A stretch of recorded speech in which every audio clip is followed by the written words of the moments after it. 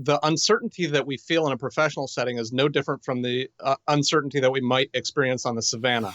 Yeah, our brains are really wired to equate embarrassment with death. Your survival depends on being a part of the tribe, and the survival of your genes depends on not only your ability to be a part of the tribe, but to be an accepted, revered part of the tribe. If you want to be like the Wolf of Wall Street, go for it. That clearly worked for him. Hello, Sales Nation. I'm Will Barron, host of the Salesman Podcast, the world's biggest B2B sales show where we help you not just hit your target, but really thrive in sales. Click that subscribe button if you haven't already. Join Sales Nation. And with that, let's meet today's guest. I'm Aaron Schmookler, co-founder and trainer at the Yes Works, where we help you build a high-performance accountability culture on your team that is fun and fulfilling to work in. In this episode, Aaron shares how uncertainty holds us back, both in sales, business, and just in life in general. And he shares 3 techniques that we can use to break through this uncertainty and have more success in our professional lives. So with all that said, let's jump right in.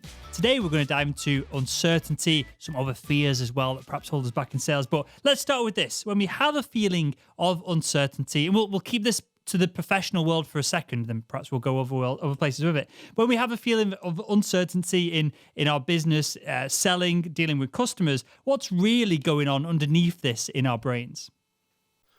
Well, it really starts in that most primitive part of the brain. Will, you know, the uncertainty that we feel in a professional setting is no different from the uncertainty that we might experience on the savannah. And we may not have saber-toothed tigers after us today. I know I'm not the only one to use that analogy, right? But the walking through a savannah is scary for us. It's scary for the deer. You watch a deer take a step out into the savannah, and it's a much more slow, cautious step than the steps through the forest where it's not maybe as easy to sneak up on them, because uncertainty can hold anything in it at all. And if there's anything there at all, anything that's there might include a threat to our lives. And our most primitive brain can't distinguish between the threat of embarrassment and the threat of certain death. They're the same as far as our primitive brain is concerned. And so the fear of uncertainty really is the fear of getting mauled by a tiger.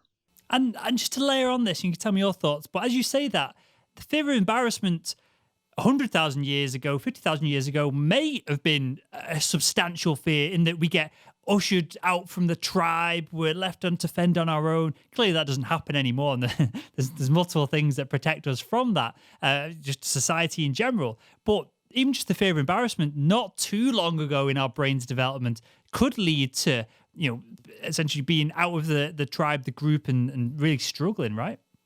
That's absolutely right. And if you watch, there are all these reality TV survival shows now, and I watch them occasionally because I find it so fascinating to watch exactly that play out. Some of them are cooperative as long as you don't offend your partners, right? And it's hard to survive as a group of 3 on the savannah. It's impossible to survive as a group of 1 on the savannah. It really takes a group of 100 or 150 to survive and thrive effectively on the savannah. And so, yeah, our brains are really wired to equate embarrassment with death for good reason.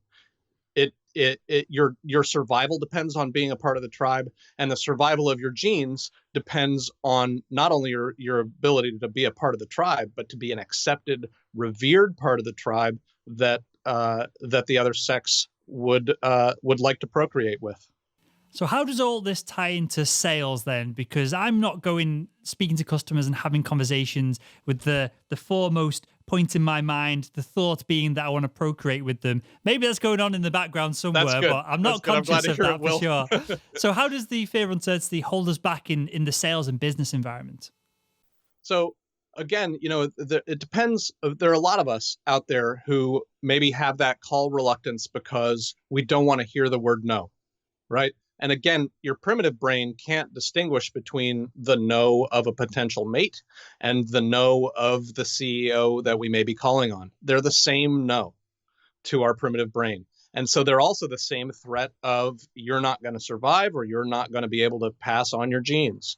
And so but we don't think about that. All we think of is this is terrifying, right?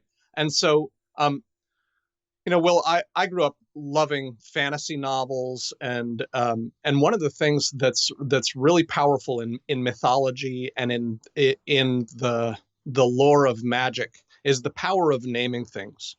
Because that happens in the neocortex, right? Things get named in our much more modern brains, the brains that can understand and do nuance. So if I reach for the phone and I simply feel cold terror, and I go, I can't do it.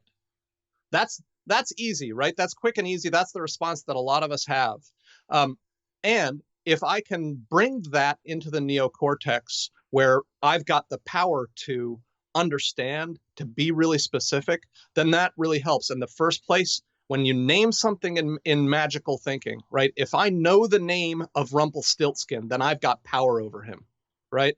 I don't know if you remember that story from fairy tales, right? But knowing the name of Rumpelstiltskin gives you power over him. Knowing the name of a demon allows you to exorcise that demon. And so if I just say, I'm scared of this call, I'm scared of rejection, that's not really what the name of the fear is. What is the fear? The fear is uncertainty, right? So if I can really get specific about that, and I can go, hey, you know what? I'm uncertain of all sorts of things that I know, right? I don't know what's going to happen when I sniff the milk in the morning to see if it's spoiled, right? I don't know what's going to happen when I climb into my car and head out onto the freeway where there are all sorts of other drivers and where people die every day. But those fears don't rule me, in part because they're not as present, and in part because I've figured out how to short circuit those. So naming that fear as I'm afraid of the uncertainty. Let me ask you a question, Will. If I were to tell you, do you ever have call reluctance? Do you ever have fear of cold calling? So I do, and the way I deal with this, and you can tell me if this is a good strategy or a bad strategy. This is, I think it's Kerry Sullivan came on the show years and years ago. He's a competitive triathlete, and this is how he got over this, and he taught this to me. And I've always done something similar, but he defined it far better for me to share this with the audience and yourself, Aaron. I always just ask myself, what would a champion do? And so this is the champion in the context of sport, in business, whatever it is. A champion clearly picks up the damn phone and makes the call, sucks it up and gets on with it. But as I say this, it might not be the best solution because I'm not in the best frame of mind. I'm just physically doing the task. So maybe the uncertainty's still there. Maybe it's still affecting my tonality, how I appear on the phone itself. But that's how I hack the process of picking up the damn phone, so to speak. Right. Well, that's great, because I think in some ways that allows you to cast yourself. And this is a really powerful thing, right? I know actors who have terrible stutters in real life, right? When they're talking to you backstage, they stammer and stutter because in part of the social anxiety. And then as soon as they step on stage and they have a script, or even if they don't have a script and they're improvising, but they've put on another character, then their own fears kind of ebb away and they're able to step into that character. So what I imagine part of what you're doing when you say, what would a champion do, is you're saying, all right, I'm going to play the role of a champion, right? And it also just helps you step aside from those fears, even if you don't cast yourself in that role. It happens, it's easy, right? The question of whether or not to make the call is an easy one, right? Yeah. Of course I need to make this call. If I don't make this call, I don't make the contact. But what about in the place where your prospect has gone cold, right? They've gone quiet. There, it's a little bit more of a nuanced situation. Is it the move to call because that shows that I'm present, or is the move to not call because otherwise I seem desperate, right? Where our own thinking that maybe is rooted a little bit in fear may not be able to answer that question. To say, what would a champion do? You can step aside from your own way of thinking and actually really embody the thinking of a champion and go, you know what? I've seen champions operate. And in this situation, for these reasons, the champion is just going to play it cool. Or in this particular situation, the champion is going to call. And they're going to call, though, with a cool mind and not say, hey, what the heck happened to you? But the champion is going to call and instead say, hey, it seems like maybe this isn't something that you're interested in. So if I don't hear from you in the next 24 hours, I'm just going to move on. Of course, you can call me if you decide this actually is a priority, right? That's what a champion is going to do. But when we're lost in fear, our minds can't think that way. When you step into the mind of a champion, you can think about it from a different perspective, and that's the power of perspective. And to bring it back to the... Just on this, Aaron, because this is a unique and interesting point that I've never come up on the show before, because I've never really shared that's the thought process that goes through my mind. And a champion is crazy subjective, right? It could mean, in some people's minds, it could mean Jordan Belfort from The Wolf of Wall Street. That could be the persona that you take on, whether that's a healthy one or not. I interviewed him. It was the worst interview I've ever done. It's never aired on the show, and it probably never will air on the show. That gives you my thoughts on that kind of attitude in sales and business. Right. So, yeah. But that might mean, a champion might mean Jordan Belfort, get on the phone, crush it, hammer them. A champion might mean, as it does in my mind, an athlete, a professional. The professional picks up the phone because it's what their job is. They do it. They don't overthink it. It's not them personally. If someone says no, you're not hurting your ego. It's the company that you're representing. Perhaps if that was a living entity, that ego would be hit if someone says no. So there's multiple elements of all this. But just for someone who's listening right now, perhaps this has struck a chord.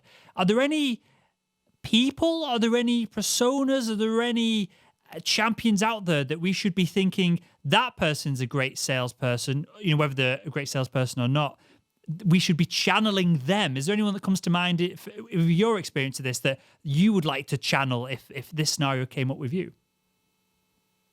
Boy, that's a good question. I think to take it more broadly first, who is it that you really resonate with? Who would you like to be like, right? If you want to be like the Wolf of Wall Street, go for it. That clearly worked for him. I don't want to have anything to do with you. That may be exactly what you need to do. I tend to think that's going to be a lonely life, because the ability to really gain affinity with people is difficult. I like Gary Vaynerchuk. I don't necessarily want to be him. I like Tony Robbins. I don't want to be him either. I don't want to be like them. They're a little... it looks exhausting, frankly, right? I would just become exhausted, and I don't mean that in any way to denigrate them or the work that they do. Simon Sinek, on the other hand, right? I really appreciate Simon Sinek. That's a way of being that I can aspire to. That's a level of success that I certainly can aspire to. So personally, Simon Sinek is an easy one. Richard Branson is another one, right? That man is an incredibly good salesperson. He is incredibly fearless, is probably inaccurate, but he acts fearless. And he's innovative, and he's really human, deeply, profoundly, truly human. And so those are a couple of examples that I might ask myself, what would Ricky Branson do? Or, what would Simon Sinek do? Those are great questions, because they give you access to the parts of your mind that think in the ways that made those people successful. And your mind is truly capable of a ton, right? There are lots of people who say, oh, I can't do X. That's not my personality, right? I can't succeed at a networking event, for example. That's not my personality. Our personalities are so moldable, so plastic, so situational, right? I have a really easy time in a group of 6 people. I'm an introvert, but I love, like, a group of 6 or 7. That's like my sweet spot. So what would Richard Branson do in a networking event? Well, he is not, at least at my version of Richard Branson, which is a total fiction, right? But my version of Richard Branson would not go in and work the room.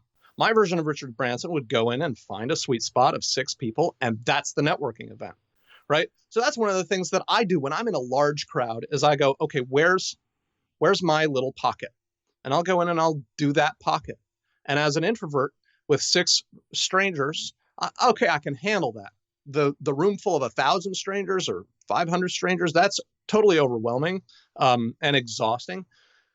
And after I've introduced myself to these 6 people, maybe I end up in a deep and meaningful conversation with 1 or 2 of them. Maybe I don't, and then I might move on to another group of 6 people. And don't get me wrong, Will. At the end of this, as an introvert, I'm exhausted. I want to go home and go to sleep. And even when I see my wife, I might say hi, sweetie, and not talk very much because I'm spent. But it's manageable, and so. That's a really effective way of using, I think, this tool that you're talking about of what would X do, right? The bumper sticker, what would Jesus do, is similar. And I'm not a religious person. I still appreciate that bumper sticker because I think Jesus is a pretty swell guy. I like the way he goes about his life. I like the way that he treats people. And so that's potential. It's not a question that I use often, but it is a useful question when trying to figure out, how can I be most humane in this moment? I think that's a brilliant way of facing down our fears and becoming bigger than them. That makes total sense. So I want to come on to perhaps another opportunity which you've alluded to here of using perspective to break through some of these fears in a second. But just for a note for the audience, so I wouldn't necessarily say I'm an introvert or an extrovert. There's probably a word, a term for something in the middle, but I've done... You're an omnivert. Omnivert, perfect. So I've done 5 interviews. Aaron, you're my 6th interview today now.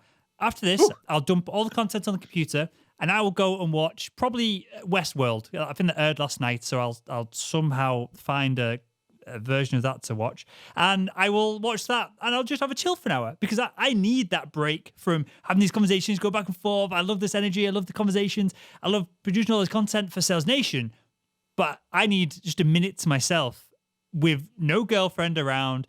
I'll feed the fish and he's happy with that then, or the shark I should say. We'll talk about that off air, that's another tale, but I'll do all this and I need that little bit of time myself. So before we move on to perspective, what percentage of dealing with fears is knowing thyself and then engineering scenarios that we can thrive in ourselves that work with us rather than being so generic and specific in business?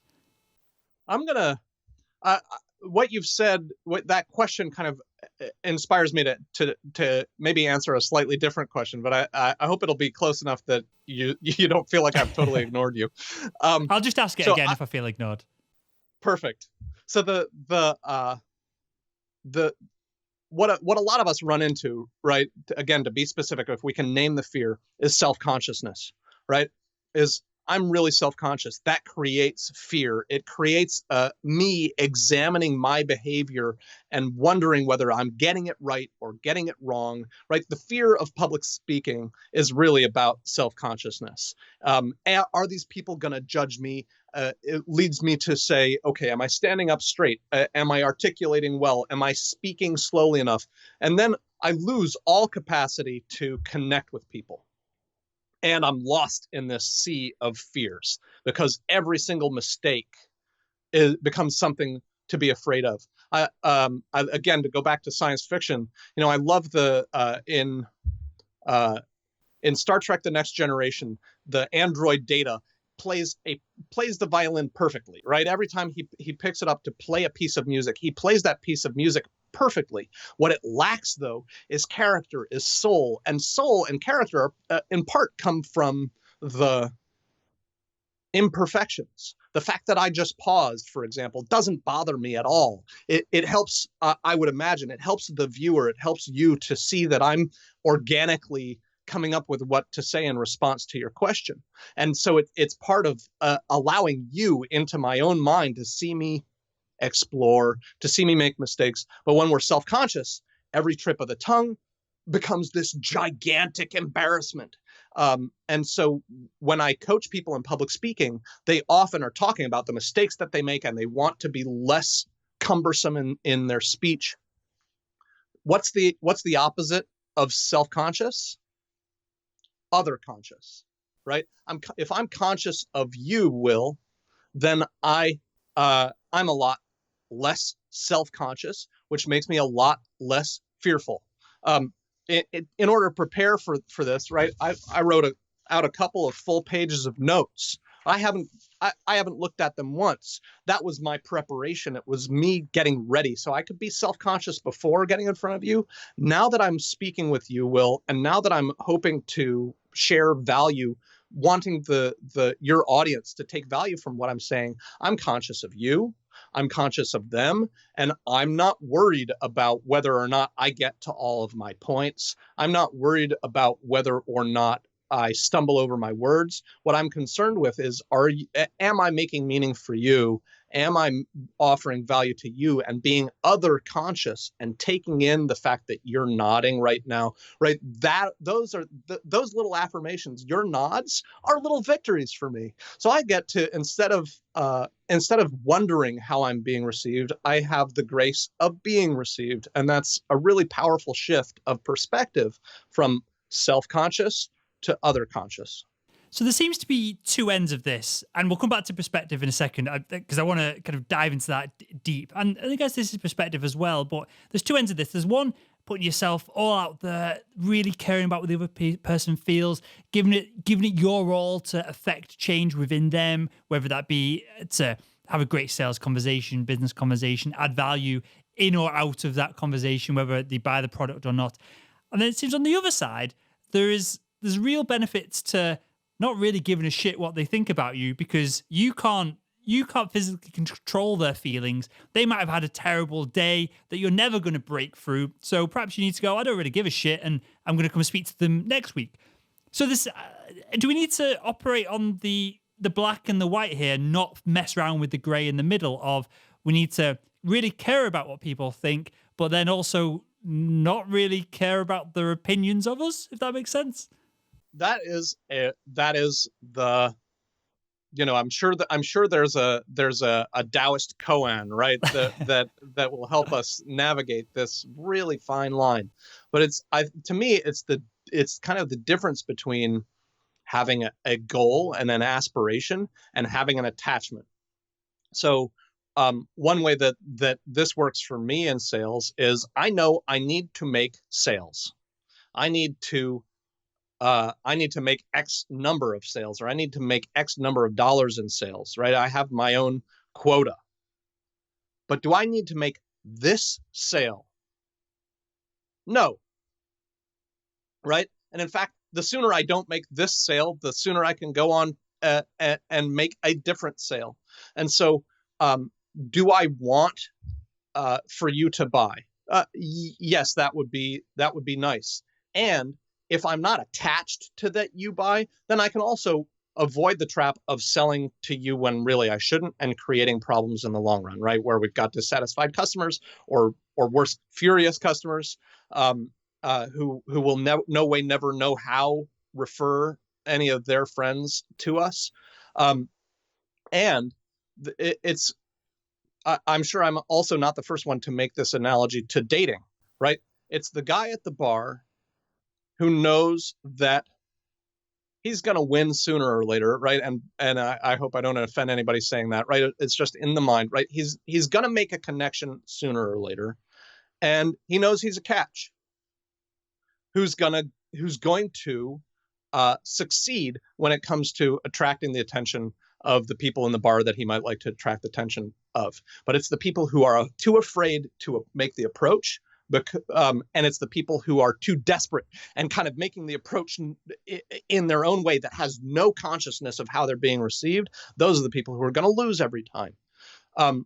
And the successful guy in the bar doesn't have to connect with this particular person. If this particular person doesn't bite, that's all right. There are plenty of fish in the sea. And no matter how small our market, if the business at all has been successful, there is a market. The market is big enough, and to know that, to have this mindset of abundance, really frees us up to say at some point, take it or leave it. I'm cool either way. For sure. I feel like a lot of stress in sales stems from the fact that people aren't doing enough prospecting in the first instance. And going to the bar analogy, I won't put you on the spot and talk about how you did it, but before I met my girl, and I met my partner in a bar up in Leeds like 5 years ago now, my success rate with women went on two things. One, speak to more people every night and stay sober as possible as you're doing it. And two, start an interaction, hook them in. There's some kind of want, desire. There's something that you've got in common. And then immediately play it cool, play hard to get, take the mick out of them. I don't know if that translates America kind of everywhere else. Take the piss out of them, tease them. And then that would be my success strategy. And that's what it's been since I've been 15 years old. And it's never changed. Talk to more people, hook, and then tease. Literally as simple as that. I don't know how teasing would work in a B2B context. But you could definitely have, especially as a bloke saying this, selling to surgeons, which I've done in the past, as soon as you get to the stage of being able to go back and forth and banter with someone and have a laugh with them, that doesn't necessarily translate. It doesn't have to be male, female, but it's more like a masculine relationship versus a masculine feminine relationship in and out of business. As soon as you can do that, it shows a level of rapport. I think in psychology it'd be called rapport breaking, and then kind of building rapport back on the back of it. There's loads of elements to this. I've never thought about the dating elements. Maybe I need to get a dating expert on the show and we can translate some of this as well. I digress. Aaron, there's something you mentioned at the top of the show on perspective, which I thought was really fascinating. I've never really had this realization before. We get worried about picking up the phone because that customer might be, in your words, they might be furious with us, or it's a big deal. It's going to help us crush our sales target with one deal rather than having to do 50, and it's just come up almost seemingly randomly and it's appeared in our lap. So we're getting nervous about that call. We're uncertain about how it's going to go. But we're not uncertain that when we get in the car in the morning and drive to the office that we're not going to die. Clearly, the downside of getting in a car and having a crash is genuinely something we should be worried about versus someone turning you down on the phone call. Doesn't matter. It's not going to change your life. You're not going to remember it in 2 hours, 5 hours, 2 days from now, whereas you're certainly going to remember a big car crash. So why is our perspective so skewed with all this? And there's probably statistics for field sales reps like what I used to do. They've probably got a reasonably higher chance of dying because they spend so much time on the road. And you don't worry about that as you're driving around. But again, you're worrying about speaking to that surgeon who's a bit mad at you because you forgot to deliver something, or you broke a promise to him or her. Why is our perspective with uncertainty and fear so skewed weirdly? Wow. I don't know. I can take some guesses. Certainly driving around in a car, it has been normalized, right? There are millions of people out there driving around in cars right now. We see everybody do it. We grew up doing it. I know when motor vehicles were first invented, there was some fear that if you reached a certain speed, at that speed we wouldn't be able to breathe, right? So there are all of these fears, again, of uncertainty. What happens when we reach 40 miles an hour? Will we be able to breathe? What happens when we reach 50 miles an hour? Will we be able to breathe? So there's all this uncertainty about it. And the fact is, the crash, right? The crash happens pretty rarely, and most crashes we survive. So it's so normal now to be in a motor vehicle.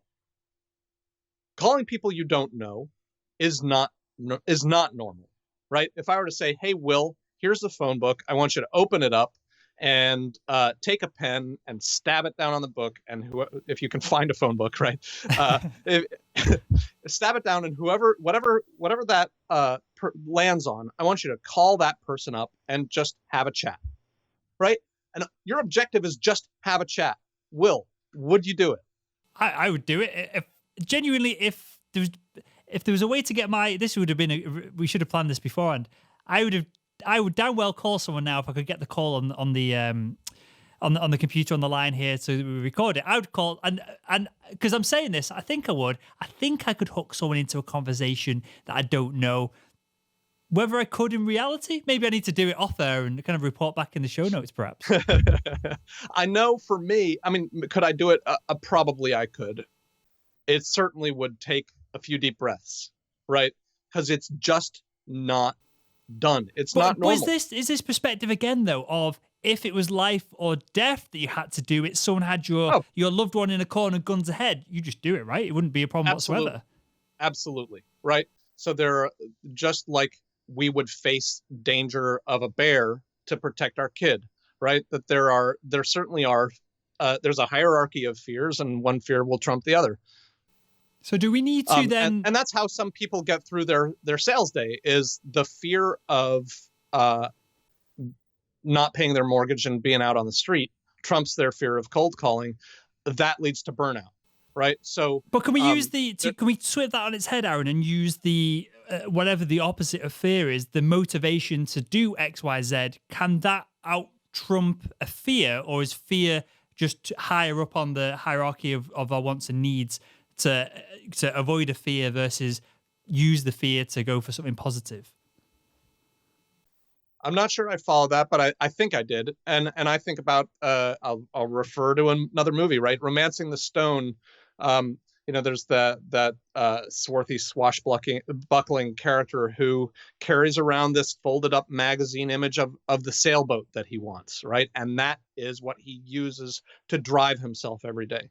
I know lots of salespeople who put a picture of their family up next to their phone, next to their computer, and the motivation of providing for them, of making sure that they have a rich and fulfilling life without lack is what drives them. I think another thing that can shift our fears is by perspective is to change your objective on the call, right? If your objective on the call is not to make the sale, but to really make sure that you can provide value, then that can help to dissolve that fear. To go again right to the mating realm, it may be difficult for me when I'm young, even now, right, to simply approach a beautiful woman and be fairly plain about the fact that I find her attractive and I'm interested in pursuing what might be there romantically, right? That cold sweats. If that same person drops a book, right? How many meet cute movies do we have where the beautiful woman drops a book, and then it's a piece of cake. It's a piece of cake to reach down, pick up that book, because you know you're offering value. It's when we're not sure that we're offering value that we become afraid to approach people, that we become afraid to approach the prospect, when we're not sure that they're going to receive the value. So if you can shift from, I want something from you, I hope you don't shoot me, right? I want something from you, I hope you don't slam the phone down in my face, to, I've got something for you, I hope you would like it, then that really can help to shift the fear. One of the things I'm doing to prospect lately is I'm sending out I've broken the rules of LinkedIn, right? On LinkedIn, you're supposed to make a connection, bide your time, establish a relationship, and then maybe ask for a sale or ask even to make the pitch. Instead, I'm sending out connection invitations that say, first, I'm not sure if we should talk or connect. It's your call, right? So I put the power in their hands. And then I say, here's why you might want to talk to me. I don't have many characters in order to accomplish this. And then it says, again, connect and we'll chat, right? So this last week, I got a call from a CEO who said, that's the best cold approach I've ever received on LinkedIn. And the reason is not because of the meat in the middle. The meat in the middle is pretty good, right? I'm a decent copywriter, but it's the stuff on the periphery where I say, look, where I'm coy to some degree, right? I've got something to offer. I don't know if you want it. I don't know if you want to talk. You've got the power. Later, I'll take the power back, right? Or at least I'll take my share of it back. When he reaches back and says, this is the best cold approach I've ever seen, now I know I've got something that he wants, and it's a piece of cake for me to call him back and say, all right, let's talk about this thing that you want. Let me pick up this book that you dropped, right? So it's the purpose of my reaching out is not to make the sale. The purpose of my reaching out is to find those people who are intrigued by what I'm selling. And then my purpose in the call is to make your work life better. Can I make your work life better? Great. Sometimes I make people's work life better by recommending a book or by recommending the Salesman Podcast, which, by the way, Will, I've done a lot of times, right? I can say, man, you would love this podcast. There's a lot of great content. The host is terrific. He really gets a lot of great information from people, right? That's if that's how I can make your work life better, terrific. If how I can make your work life better today is to come in and train your team, awesome. but my purpose is to make your work life better. And that's an easy purpose. It's a purpose that is all generosity. And so it's easy to do. Now, I'm only generous up to a point, right? There are certain things that I charge for. And so my generosity can continue. And if you enter this realm, then I'm going to charge you for it. And you're going to love to pay me. There's something you said, Aaron, about getting shot. And I want to just touch on this. And then I want to come back onto this idea of things being normalized. And when they're normalized, we don't need to think about it. The driving example. Yeah. But the whole shooting example, I've said this to myself in the past. If you mess up a B2B deal, inadvertently, clearly you don't want to be doing it on purpose. You don't provide what you thought you can provide because something else happened and there was a change of situation or a change of personnel or something changed that was not within your control. It's extremely likely someone's going to come around your house with a shotgun and blow your knees out, right? Do we get too worked up about all of this? Again, to give us some perspective here of, if we do a deal, it goes great, perfect, we're going to get referrals from it. If we do a deal, it doesn't go great, but we've tried our best and we've been congruent and we genuinely have tried to make things work. It's not the end of the world, is it? It's not. And it's especially not if you remain authentic. Right? I think what a lot of people do is they try to backpedal and they try to gloss over the fact that this thing failed, and they want to highlight that it's not my fault, and they might even just keep trying to figure out how do we make it work, or how do we make it look like it did work? How do we pretend that maybe it's their fault? Right? That all of that stuff puts us in fear, because if there's stuff that I'm trying to hide, then you might find it out, and then I lose. If instead I say, wow, that's too bad. Here's what I see happened, right? We got you all set up to do this. We got you all set up with all these display cases for your retail establishment, and we sold them all to you, and now you've got them. They're installed, and the next day, the CEO decided, you know what, we're closing down all the retail stores and we're gonna go all e-marketing, right? Everything's going to the internet. Well, you just spent a lot of money that you don't need. Now you've got all this stuff that's in your way, right? Now I don't have to take it back, but if I start going, oh well, hey man, it's not my fault. Of course it's not your fault. You just state the facts. And if you state the facts, then there's nothing for somebody else to find out. I think that my example is maybe a little bit ham-fisted. And it's still the transparency is really what rescues us from that, the disaster that you describe. There's a lot to be said for saying, here's what happened. Here's my part in it. Right. I had a deal fall through last week. And while it was falling through, I came in and said, here's how I created the ambiguity here. I wasn't prepared in your first call. And I said, we can do some of this, right? I didn't know what the number was. You didn't know what the number was. We didn't decide together what the number was going to be. I just said some. And that has led us to this place where you are wanting this much and I'm wanting only this much. And we're having trouble coming together. Who knows what it would have been like if I'd said, yeah, we can do X. And that was a really concrete number. So I created an ambiguity there. I apologize for that. Now what has he got on me? Right? That's really transparent negotiation. And we didn't come to a deal. I also reached out later and said, hey, relationships first in my business. I want to make sure that despite the fact that we're not doing business together today, that there's no damage to the relationship. And he said, oh, absolutely not. Everything is totally great. In fact, I hope that we can talk in July about this further because we may be ready for it then. And I've still got my negotiating point. Now I know what the number is, right? The number for me is here. I can come in and not be ambivalent or ambiguous about it at all. I've owned that. That level of transparency gives me an awful lot of power in the relationship that if I had not owned that, I would be worried about his ability to maybe hold that over me.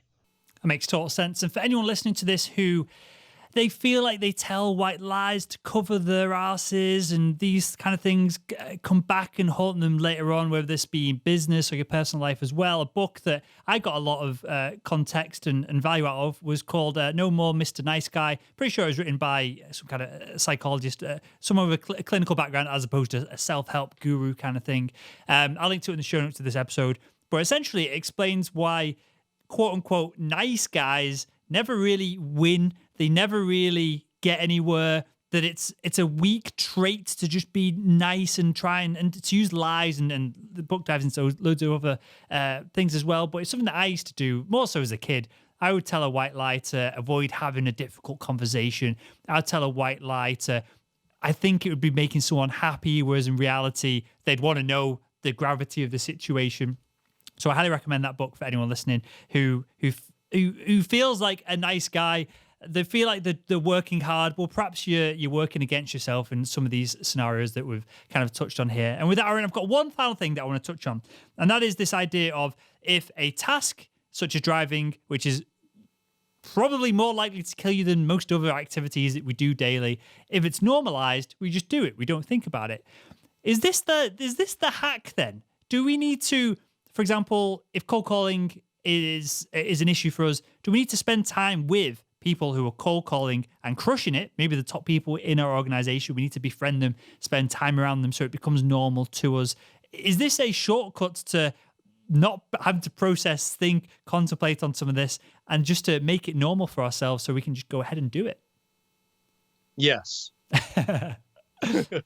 Yeah, certainly the more time you spend with people for whom this is normal, the more normal it will be, right? It doesn't take very long to be in an environment where people don't wear shirts, right? Before you start to say, okay, this is a little weird for me, but excuse me. Oh, okay, I won't wear a shirt. No matter what the behavior is that you're surrounded by, it becomes more and more normal the more you're around it. And then another thing that goes right along with that is to say, what is the worst that can happen? Right? Oh, the worst that can happen is they're going to say no. Okay, then you can ask yourself, what would I do if I knew they were going to say no? Right? Let's just say if I knew somebody was going to say no, I was going to, like my boss were to come up to me and say, "Hey, we need you to call Mary Schmidt. I want you to pitch her. She's going to say no. We just need you to go through this." You'd go, all right. And then you might actually have fun, right? Because there's nothing on the line. You know exactly what the outcome is going to be. This is why, again, naming that fear specifically, this is the fear of uncertainty, not the fear of rejection, right? Because if you know you're going to be rejected, suddenly you can have more fun. You feel more relaxed. So if you can say, what if they do say no? What's the worst that can happen? Okay, fine. Well, let me just assume, even for the sake of argument, that they are going to say no. What if I can, what then is a victory? Is a victory that I make them smile? Is a victory that I help them understand what it is that we have to offer? Is a victory that I find some way to make their work life better? Great. Okay, now let me go after that victory and just be ready for the no. That also helps to normalize it, right? Is that if you are expecting the worst possible outcome, then you can play. And play is attractive. It's almost, when we talk about enthusiasm and things like this as well, that it's a difficult trait to define, to teach. But again, when we're really excited about the end product, when we're really excited about a potential opportunity, that all comes across. And this is all subtle. And I've done content on AI recently in sales and business. And this is all stuff that AI is decades away from replicating. Hopefully, otherwise we're all knackered. But this is one of the reasons why we put out so much content as well, with sales legends like yourself, Aaron, of if you can't get in front of the people in your organization who are crushing it, but you can listen to a 30, 40, 50-minute podcast every morning, and on your breaks, you can tune into some more YouTube content and do something else, and then there's other podcasts, you read a book, whatever it is. If you surround yourself, and this is normal, that high performers do X, Y, Z, you're reprogramming your brain and you're taking away any guesswork that your brain's done to fill in the gaps. So this is why I like having these conversations with yourself, Aaron, and I really appreciate the time and the energy that you put into this one today and your insights. And with that, mate, I want you to tell us a little bit about the Yes Works and where we can find out more about you as well. So the Yes Works is really designed to make the most of any team.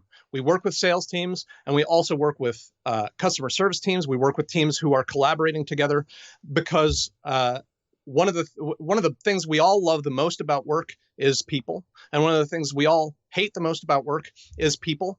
They're our greatest asset at work, and they're our greatest challenge.